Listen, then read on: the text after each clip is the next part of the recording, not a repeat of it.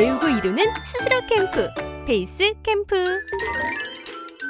친구들 안녕하세요. 친구들의 즐거운 수학 공부를 책임져 줄 부잉쌤이에요. 부잉 선생님, 제가 미술 수업 시간에 아이들과 재미있는 퍼즐 게임을 하려고 지금 퍼즐을 만들고 있는데 수학 선생님 도움이 필요합니다. 가로의 길이가 60cm, 세로의 길이가 80cm인 직사각형 모양의 사진이 있는데 이것을 같은 크기의 정사각형 모양으로 남김없이 잘라 퍼즐을 만들고 싶어요.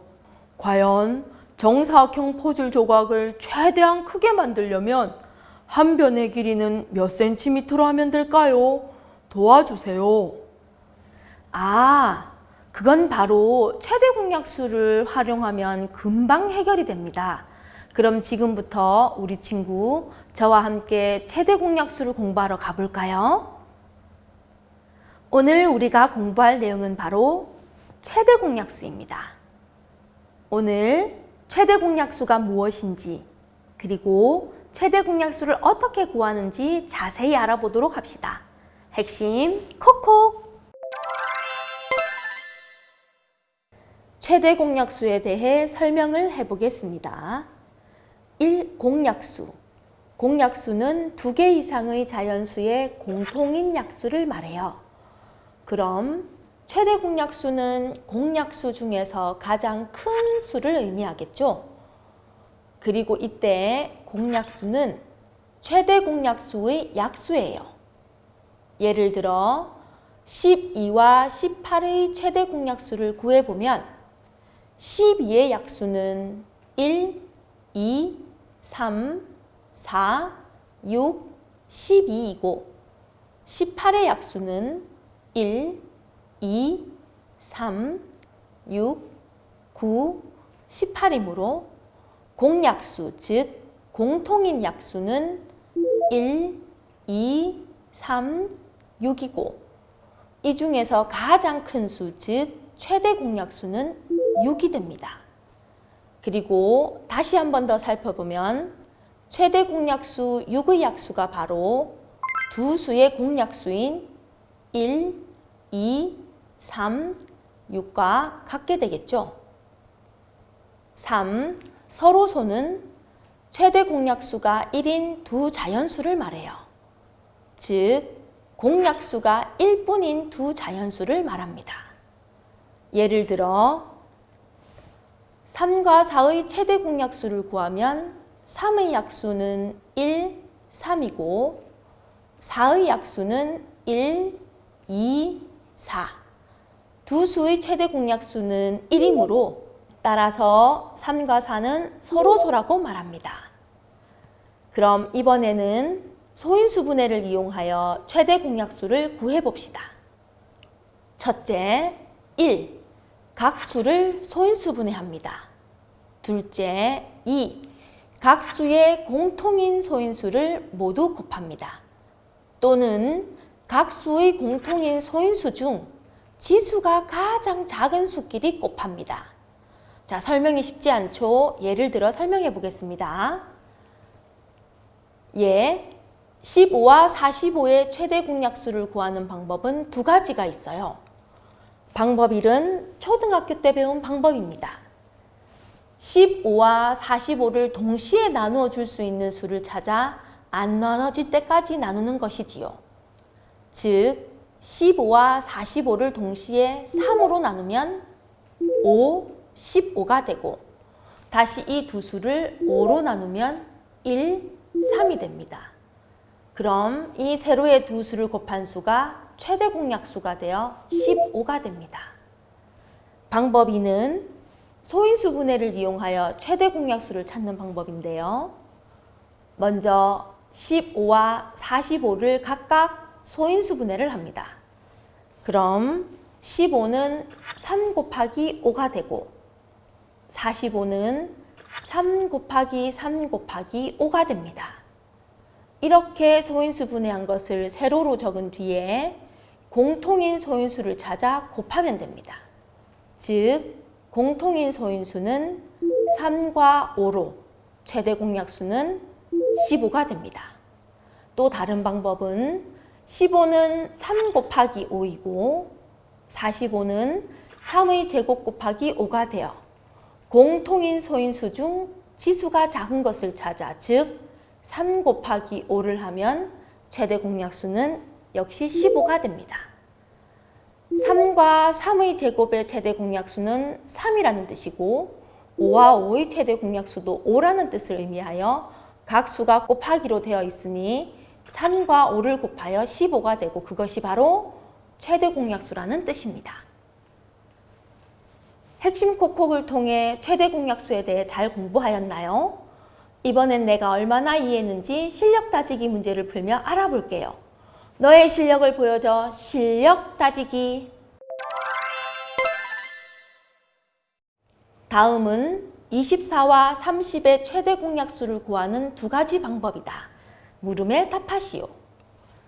방법 1은 초등학교 때 배운 방법이죠.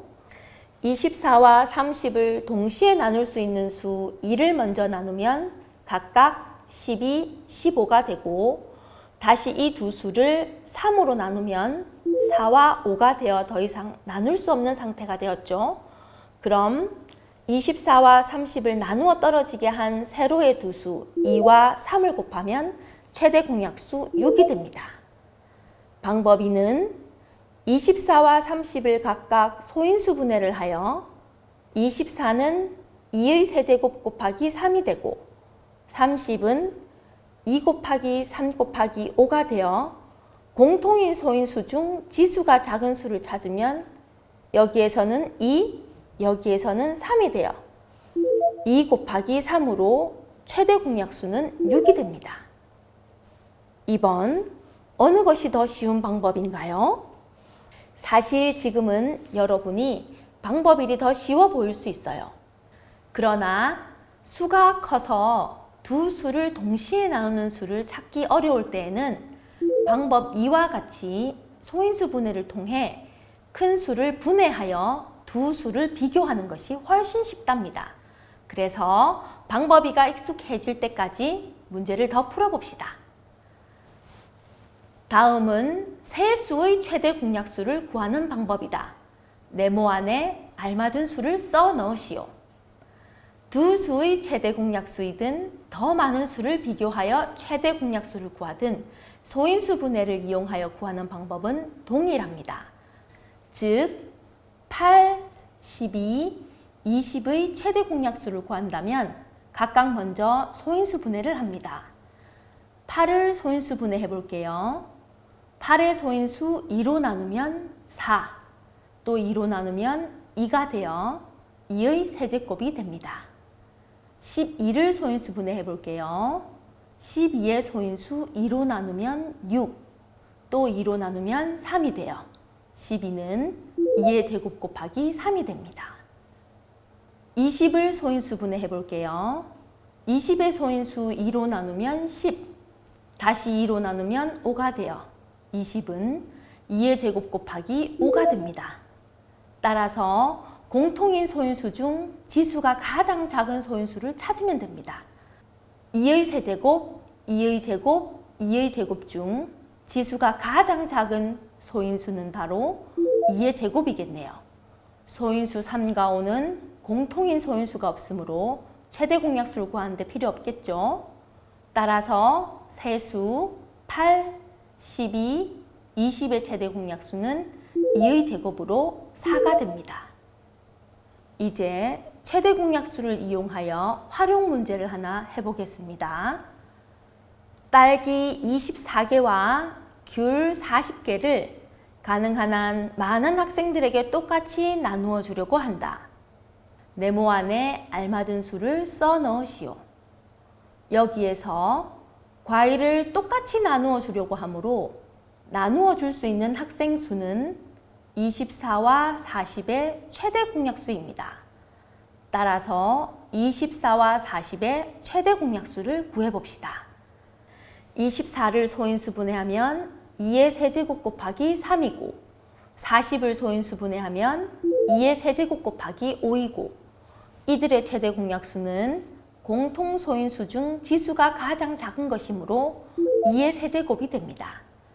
소인수 3과 5는 공통으로 들어가 있는 게 아니네요. 따라서 24와 40의 최대 공약수는 2의 세제곱 8이므로 학생 수는 8명입니다. 자, 그럼 우리 문제도 해결해 볼까요? 가로 60cm, 세로 80cm인 직사각형을 가능한 한 큰 정사각형으로 빈틈없이 자르려고 하니 정사각형의 한 변의 길이는 60과 80의 최대 공약수겠죠? 각각 소인수 분해하여 공통 소인수를 곱하면 됩니다. 알아요. 60은 2의 제곱 곱하기 3 곱하기 5, 80은 2의 4제곱 곱하기 5. 그럼 최대 공약수는 2의 제곱 곱하기 5는 20cm로 하면 되겠네요. 너무 쉬운데요? 와, 우리 친구 최대 공약수 도사가 되셨네. 맞습니다. 아주 잘하셨어요. 오늘도 열심히 수학 공부한 친구들, 오늘 배운 내용을 복습해 보아요. 다음 시간에 또 만나요. 안녕. 배우고 이루는 스스로 캠프, 베이스 캠프.